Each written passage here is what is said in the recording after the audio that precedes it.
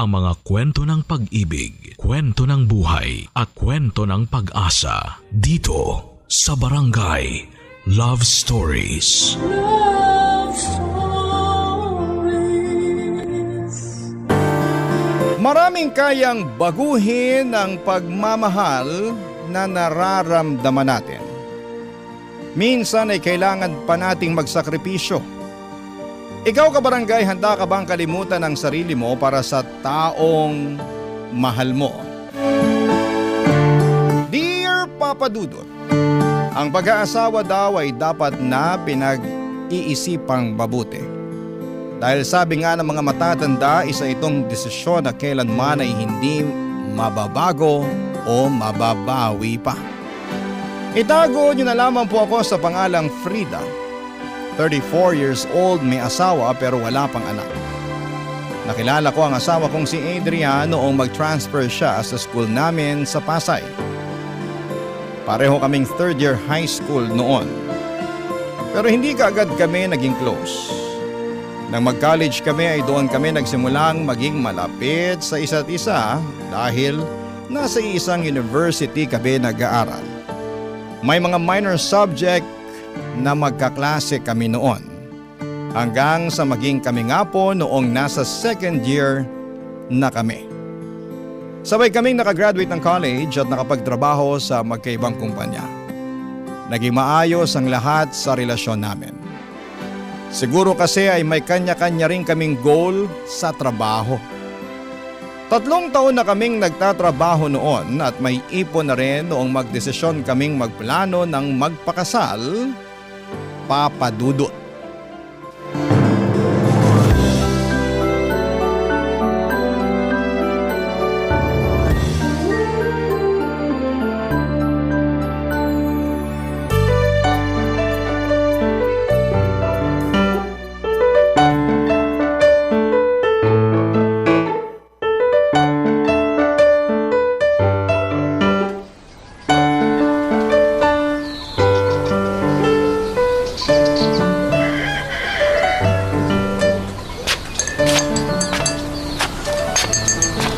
Mahal, ito na kape mo. Yan, sakto. Naantok na rin ako dito sa mga binabasa ko eh.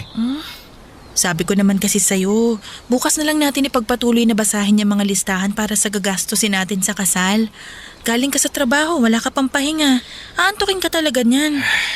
May trabaho pa kasi ako bukas, tsaka baka mag-overtime kami. Kaya mas may oras ako ngayon na basahin ang mga to.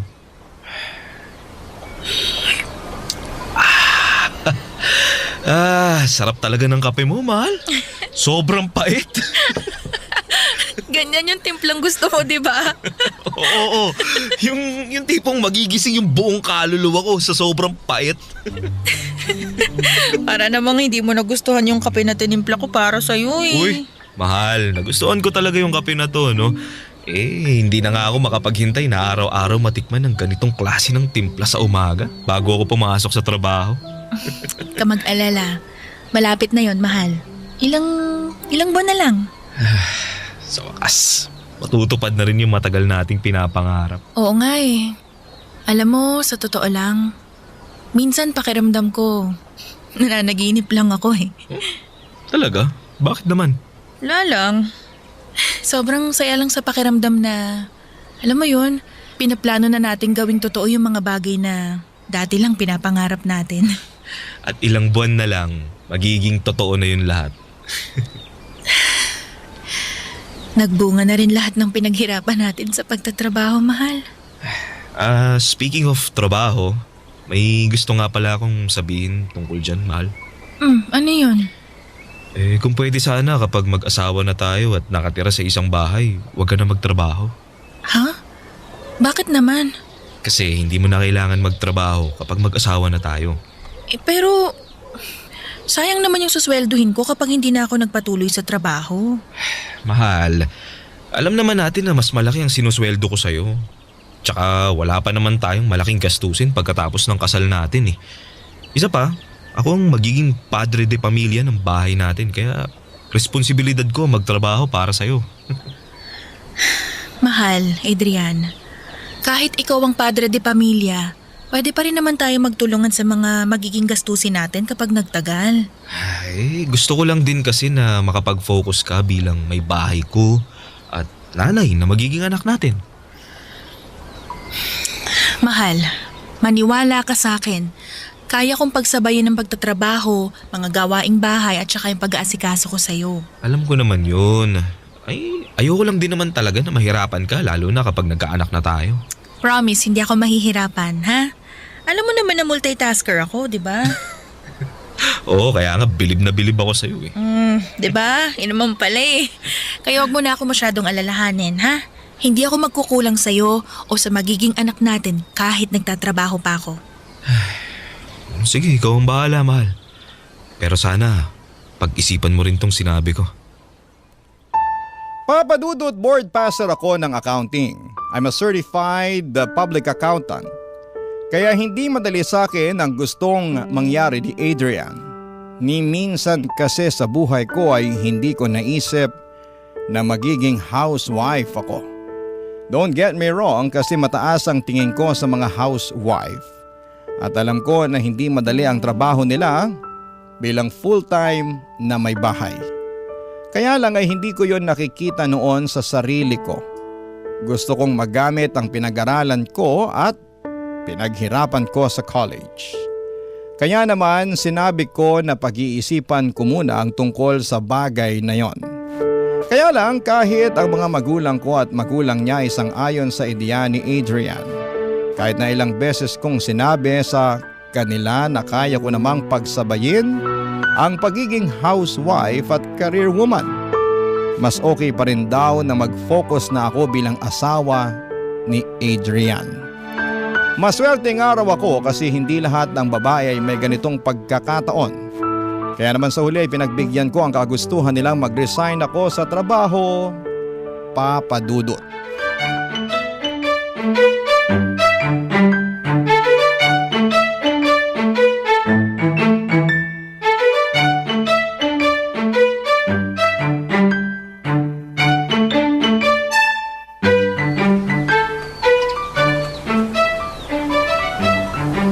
Oo naman, pwede ako mamaya. Sure ka? Oo nga, anong oras ba? After lunch, doon na lang tayo mag-meet sa coffee shop na malapit sa main entrance ng mall mamaya. Sige, ang tagal ko na rin hindi nakakapag-shopping eh. Sakto, sabay tayong mamili ng mga damit mamaya. Mas alam mo pa naman kung anong mga dress ang bagay sa akin. Hindi ka kasi marunong tumingin ng kulay na bagay sa kutis mo eh. Kaya nga namiss talaga kitang kasama na mag-shopping eh. Pasensya na ha, naging busy lang din ako dito sa bahay. Okay lang, naiintindihan ko. Ganyan din naman ako nung bagong kasal kami ni Ronnie. Halos ayaw niya akong paalisin sa bahay namin. Kulang na nga lang gawin niya na rin sa akin yung ginawa sa'yo ni Adrian na pinag-resign ka niya sa trabaho. Pero parang hindi ko kaya yun kasi hahanap-hanapin ng katawan ko ang pagtatrabaho. Alam mo Jane, namimiss ko na nga rin pumasok sa opisina eh. Kung hindi lang ako pinagtulungan na kumbinsihin ng parents at manugang ko, baka hindi rin ako napapayag ni Adrian sa gusto niyang mangyari. Kaya nga sobrang bilib ako sa'yo kasi nagawa mong bitawan ng trabaho mo para sa asawa mo. Ay, Frida, ibababa ko lang muna tong tawag kasi kailangan kong ayusin yung ipapalaundry ko ng mga damit namin. Basta mamaya samahan mo akong mag-shopping. Sige, kita na lang tayo mamaya. Bye Jane!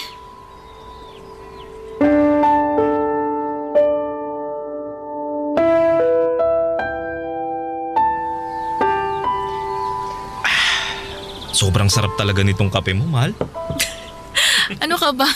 Halos araw-araw mo nang sinasabi yan Baka magsawa ka na sa kapeng tinitimpla ko para sa almusal mo Uy, Ikaw sabi ko naman sa'yo, kahit kailan hindi ako magsasawang inumin ng napakapait na kape mo. Ay nako! Ikaw parang inaasar mo na naman yung kape ko eh. Hindi, mahal. Ito naman kasi talaga yung gusto kong timpla, di ba? Kaya nga hindi ko na binabago yung timpla ng kape ko para sa'yo eh. Ay, mahal, lalabas nga pala ako mamaya. Saan ka pupunta? Si Jane kasi nagpapasama mag-shopping. Tulungan ko raw siyang maghanap ng dress para sa high school reunion nila. Pwede mo naman siyang sendan na lang ng link ng dress na makikita mo sa online, mahal. Mahal, ang tagal ko na rin kasing hindi nakakapag-shopping kaya gusto ko rin sanang lumabas mamaya. Sige, ganito na lang. Mag-online shopping ka na lang tapos i-bill mo sa credit card ko. Lahat ng gusto mo. O kaya, papuntahin mo na lang si Jane dito sa bahay tapos dito kayo mag-online shopping. Orderin nyo na rin lahat ng pagkain na gusto nyo at i-bill nyo lahat sa credit card ko. Akong bahala. Mahal, iba pa rin kasi yung nasusukat namin yung damit bago bilhin, di ba? Pwede mo namang ibalik sa seller kapag may damage o kaya hindi kasya sa inyo yung damit, di ba?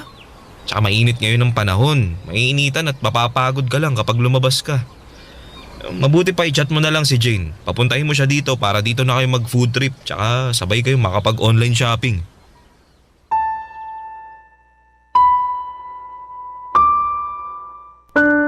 Papadudot, kagaya ng sinabi ni Adrian ay halos doble ng sweldo niya ang sinasahod ko noon sa trabaho. May mga sideline pa siya kaya naman malaki talaga ang kinikita niya. At kahit na hindi ako magtrabaho ay hindi kami nagigipit sa mga gastusin sa bahay. Pareho din kaming hindi maluho kaya wala kaming masyadong pinagkakagastusan. Naisip ko rin noon na siguro nga ay tama ang mga magulang ko na maswerte ako na isang Adrian ang napangasawa ko. Kasi may mga kilala at kaibigan ako na hinihiling nila na sana ay kagaya ko. Pwede rin silang mag-focus na lamang. Stories. Barangay Love Stories. Papadudot, aminin ko na nung una ay nag-enjoy ako sa setup namin ng asawa kong si Adrian. Sabi nga ng iba ay pangarap daw yon ng ibang babae. Yung makapag-focus lamang sa mga gawaing bahay sa asawa nila o kaya ay sa mga anak. Habang tumatagal naman ay nagagamay ko na maglinis ng bahay. Hindi po malakas kumain ang asawa ko at madalas nasa hapunan ko na lamang siya pinagluluto. Kaya naman may routine lang talaga ako noon sa bahay namin. Gigising ng maaga para ipaghanda ng almusal ang asawa ko. Pag-alis naman niya ay maglilinis ako ng bahay, magpapahinga at ipaghahanda ng hapunan si Adrian. Mag-grocery kapag weekend at minsan naman ay magde-date kami ni Adrian sa labas. Maliban na lang kung tambak ang mga labahin ko. Ganon lang ang routine ng buhay ko noon. Kapag gusto kong mamasyal, kumain sa labas, o mag-shopping kasama ang mga kaibigan ko ay sinasabihan niya na lamang ako na mag-online shopping o magpa-deliver ng pagkain gamit ang credit card niya. Kaya naman nang tumagal, nagsimula na akong mainip lalo at ayaw niya rin na masyado akong lumalabas ng bahay. Iniisip ko na lang noon na sana ay madagdagan na kami sa bahay para kahit papaano ay magbago naman ang takbo ng buhay ko, Papadudot.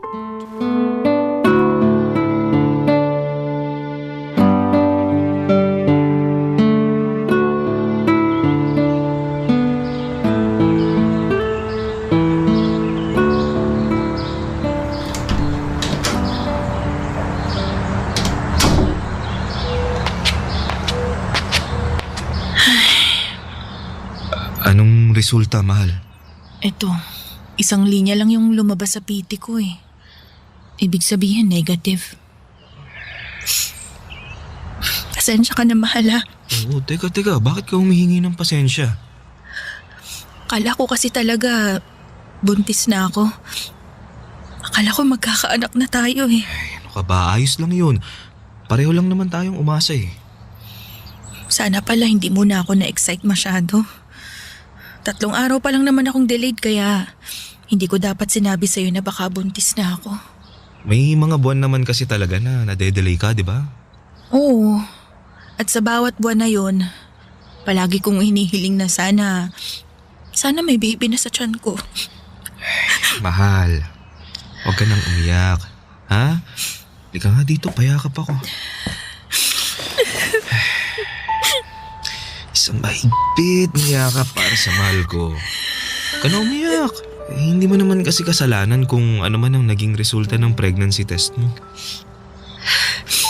Nalulungkot lang talaga kasi ako kasi ilang taon na tayong mag-asawa pero hanggang ngayon hindi pa rin kita nabibigyan ng anak. Hindi naman natin kailangan magmadali, mahal. Alam ko, pero nangako kasi ako sa'yo na bibigyan kita ng maraming anak, di ba? Gusto ko nang tuparin yung pangako na yun. Sabi nga nila, darating din tayo dyan sa tamang panahon. Mahal, paano kaya kung magpatingin tayo sa doktor? Ha? Magpa-check up tayo para alam natin kung anong dapat nating gawin. Wala tayong dapat gawin kasi pareho naman tayong walang diferensya. Hindi natin malalaman yun kung hindi tayo magpapatingin sa doktor. Al, masaya ka ba sa akin? Ang klaseng tanong yan? Oo naman. Kung talagang masaya ka sa akin, makukontento ka sa kung anong meron tayo ngayon. Well, alam ko naman yun eh. Gusto ko lang talaga na maging ganap na tayong pamilya. Bakit? Pamilya naman tayo ah. Pero iba pa rin yung may anak na tayo. Hindi naman sa nagmamadali ako, pero pakiramdam ko naman kasi deserve na siguro nating mabigyan ng anak. Siguro kaya hindi pa tayo binibigyan ng anak kasi binibigyan pa tayo ni Lord ng oras para ma-enjoy natin ang buhay natin bilang mag-asawa. Alam naman natin na magbabago ang buhay natin sa oras na magkaroon na tayo ng anak. Handa naman tayo pareho, di ba, mahal? May maayos kang trabaho. Ako, ginagawa ko naman yung responsibilidad ko bilang asawa mo. Ano pa bang kulang sa ating dalawa? Bakit hindi niya pa tayo pinagbibigyan na magkaroon ng anak? Ano pa bang dapat nating patunayan para malaman niya na handa na talaga tayo? Papa Dudut, isa sa mga dahilan din kung bakit pumayag ako na maging full-time housewife kasi gusto ko rin na matutukan ang pag-aalaga sa magiging anak namin ni Adrian. Mahilig ako sa mga bata kaya sobrang nananabik na ako noon na magkaanak kami ng asawa ko. Ang dami ko na ngang plano, kasama na nga ang pangalan sa oras na magkaroon kami ng anak na babae o lalaki man. Kaya lang umabot ng 3 taon ang pagsasama namin ng asawa ko na hindi pa rin kami nabibigyan ng anak. Kaya nga gusto ko sanang magpatingin na kami noon ni Adrian sa doktor para malaman namin kung sino nga ba sa amin ang may diferensya o ano nga ba mga dapat naming gawin para magkaanak na kami. Kaya lang sa tuwing aayain ko si Adrian na magpa-check up kami ay palagi niyang sinasabi nasa ibang araw na lang daw dahil busy siya sa pagtatrabaho. Hindi naman daw namin kailangan na madaliin ang mga bagay-bagay sa buhay naming mag-asawa, Papa Dudut.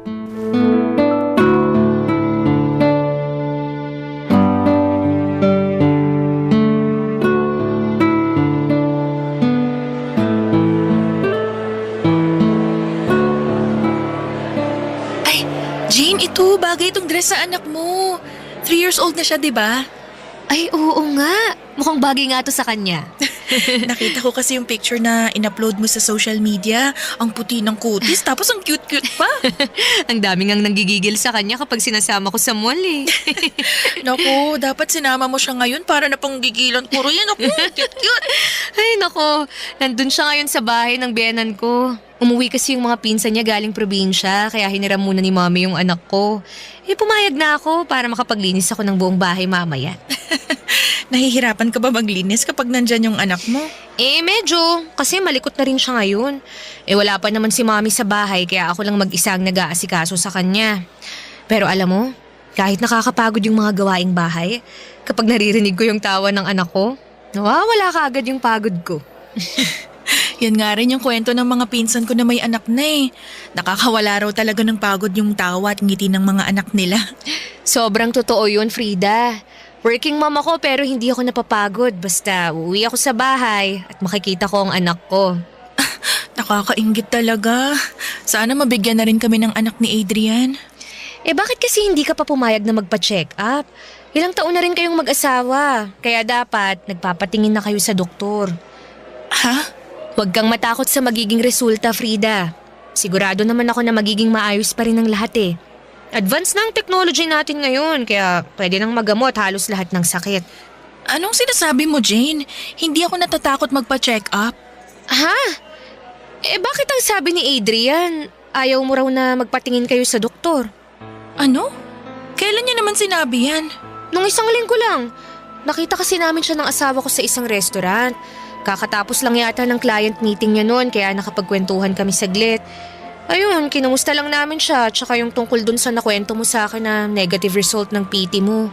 Sinuggest ng asawa ko na magpa-check up na raw kayo. At ang sabi ni Adrian, ayaw mo raw.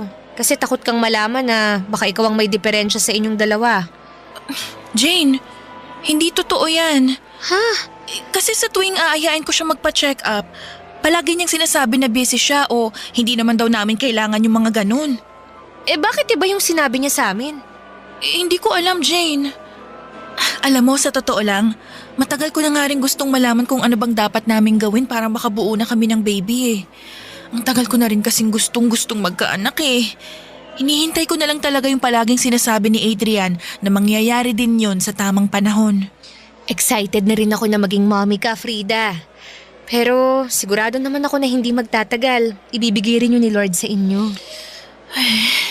Sana nga, Jane. Sana. Papa Dudut, marami kaming pagkakaiba ni Adrian na nalaman lang namin noong nagsasama na kami bilang mag-asawa. Isa na nga doon yung hindi siya mahilig sa mga bata. Dahil solong anak siya ng mga magulang niya. Sanay siyang nakafocus lamang sa kanyang atensyon ng mga tao.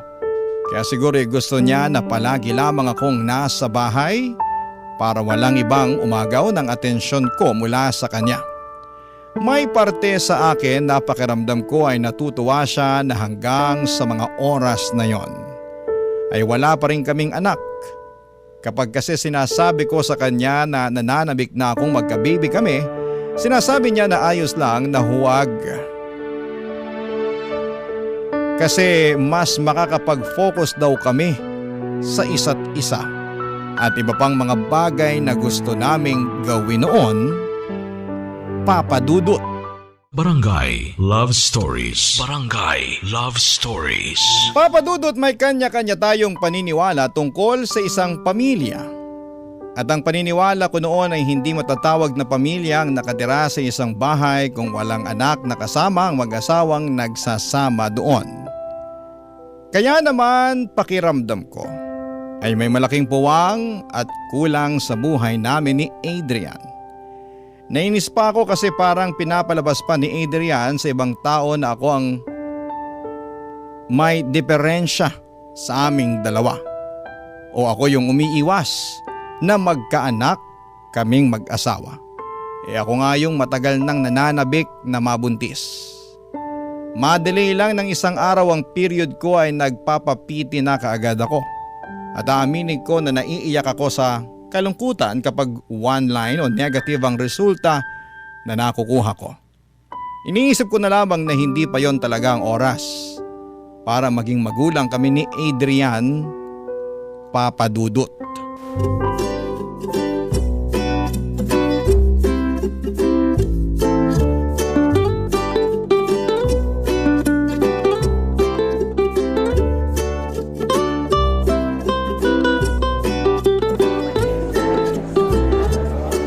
Mano po, tita? Kaawaan ka ng Diyos, Frida. Nasan pala si Adrian? Nagpa-park lang po siya dun sa labas. Medyo marami po yatang nakapark na sasakyan dun eh. Kaya pinauna niya na akong pumasok dito sa loob ng bahay. Ay, oo. Marami kasing bisitang lola niya, kaya marami talagang sasakyan sa labas. Pero mabuti naman at nakapunta kayo dito sa 90th birthday ng lola niya. Nako tita, nangako po kasi kami nung nakaraang Pasko na hindi kami mawawala sa celebration na to. Baka po magtampo si Lola kapag hindi kami nakapunta eh. Nako, siguradong magtatampo talaga yon. Hi, tita. Ay, nandito na po pala si Adrian. Ano po? Kaawaan ka ng Diyos. Nahirapan ka raw mag-park, sabi ni Frida. Medyo nga po eh. Ang laki po kasi nung sasakyan na nasa labas. Sasakyan yun ng mga pinsan mo. Alam mo naman na ang iba sa kanila galing abroad at may pamilya na rin. Kaya malalaki ang mga sasakyan nila kasi marami silang bitbit na mga bata. Nako, nakakatuwa nga po kasi ang daming mga batang sumasalubong sa akin sa may garahe pa lang eh. Oo nga, tita. Ang dami pong mga bata ngayon dito sa bahay ni Lola. Ay nako, mas marami pa kaninang umaga. Maaga lang din umalis yung ibang mga pinsan mo kaya nabawasan na yung mga bisita na nandyan sa labas. Kayong dalawa ba? Kailan kayo magdadala ng mga bata dito sa bahay, ha? Ay, matagal-tagal pa po yun, tita. Bakit naman naman matagal pa. Ilang taon na kayo mag-asawa nitong si Frida. Di rin naman po kasi kami nagmamadali ni Frida. Di ba, mahal? Oo. Yung ganyang daming taon ng pagsasama nyo, dapat nakakaisa o 2 anak na kayo ni Adrian, di ba? Hindi na rin kayo bumabatang 2. Tita, ayaw lang po naming madaliin ni Adrian yung mga bagay-bagay. Lalo na yung mga tungkol sa pagkakaroon ng anak. Nasa tamang edad naman na kayo at maayos na rin ang buhay nyo. Panahon na rin siguro para tutukan nyo ang bagong yugto ng buhay nyo bilang mag-asawa. Halos lahat na yata ng pinsan mo may mga anak na rin, Adrian. Ay, tita, hindi rin naman po kasi kami mahilig sumabay sa uso. Tsaka, masaya naman po kami ni Frida kahit 2 lang kami sa bahay. Lalo na yung asawa ko. Sobrang ini-spoil ko talaga tong asawa ko, tita. Lahat ng mga pagkain na gusto niya, binibili ko para sa kanya. Palagi ko rin sinasabi na mag-online shopping siya gamit yung credit card ko para hindi na siya mainitan sa labas ng bahay. Ayoko kasi talaga na napapagod yung asawa ko eh. Kaya nga palagi kong sinasabi na gamitin niya lang yung credit card ko sa kung ano mang gusto niya na bilhin para sa sarili niya. Ang gusto ko kasi, ma-enjoy niya yung buhay niya habang wala pa kaming anak. Ay, napakaswerte mo pala talaga dito sa pamangkin ko, ano Frida? Hindi mo na kailangan magpakapagod sa trabaho, pero mabibili mo pa rin lahat ng gusto mo. Oo nga po, tita. Maswerte nga po talaga ako dito kay Adrian. Papadudot, bago ako mag-asawa, madalas akong lumalabas ng bahay hindi lang para magtrabaho, kung hindi para manood ng sine, mag-shopping o tumambay sa coffee shop. Isa yon sa naging malaking adjustment para sa sarili ko, ang maging taong bahay. Sinunod ko ang kahilingan ni Adrian kaya naiinis ako kapag iba ang pagkakakwento niya sa mga kaibigan o kamag-anak namin. Na para bang choice ko talaga ang maging full-time housewife kahit ang totoo, sobrang laki ng panghihinayang ko kasi hindi ko magamit sa buhay ko ang pinaghirapan ko noon sa kolehiyo. Kung hindi lang dahil sa hiling ni Adrian, hindi ko po isasakripisyo ang mga yon. Nahihiya din ako kapag pinamumukha niya na super nag-i-enjoy ako sa buhay ko sa loob ng bahay at bilang misis niya. Mahal ko ang asawa ko. Pero syempre mahal ko rin naman ang sarili ko, Papa Dudut.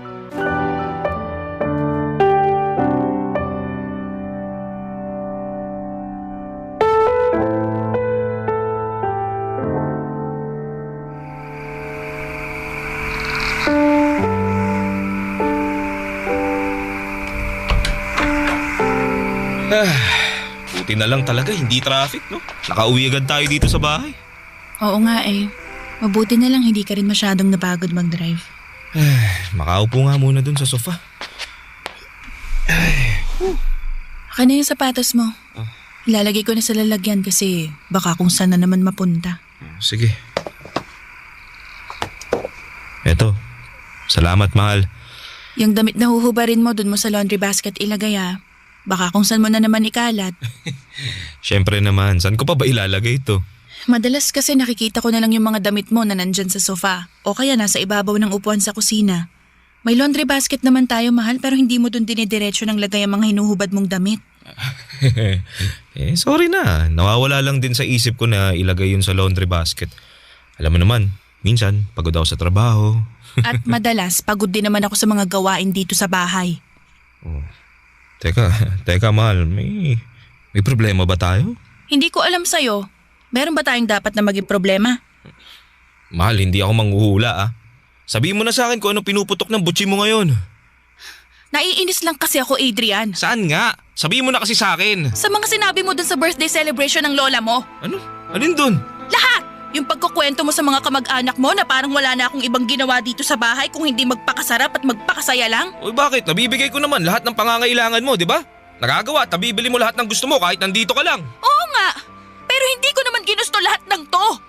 Sinusunod ko lang lahat ng gusto mo na gawin ko, Adrian! O bakit? Ano ba sinasabi mo, Frida? Adrian! Baka nakakalimutan mo, hindi ako yung nagdesisyon na huminto sa pagtatrabaho para lang maging housewife mo. Ikaw ang may gusto nun, pinagbigyan lang kita. Pero masaya ka naman dito sa bahay kahit wala kang trabaho, di ba? Oo nga, Adrian, pero hindi ko naman desisyon yun. Kung makapagkwento ka sa mga kamag-anak mo kanina, parang ginusto kong mag-resign sa trabaho para maging taong bahay lang ah. Parang wala akong ibang ginawa sa bahay na to kung hindi tumanggap ng perang pinagpapaguran mo sa trabaho. Adrian, napapagod din ako dito sa bahay. Alam ko naman yun. Sorry kung iba na pala yung naging dating sa'yo ng mga sinabi ko sa kanila kanina. Iba talaga. Kasi ang totoo, ikaw din naman yung nagsabi sa akin na mag-online shopping lang ako kahit gusto kong lumabas ng bahay, di ba? Ayaw mong lumalabas ako ng bahay kasama ng mga kaibigan ko, tapos ayaw mo rin ako magtrabaho. Minsan nga pakiramdam ko bilanggo na ako sa bahay na to eh. Kasi nawawala na ako ng karapatan na magdesisyon para sa sarili ko.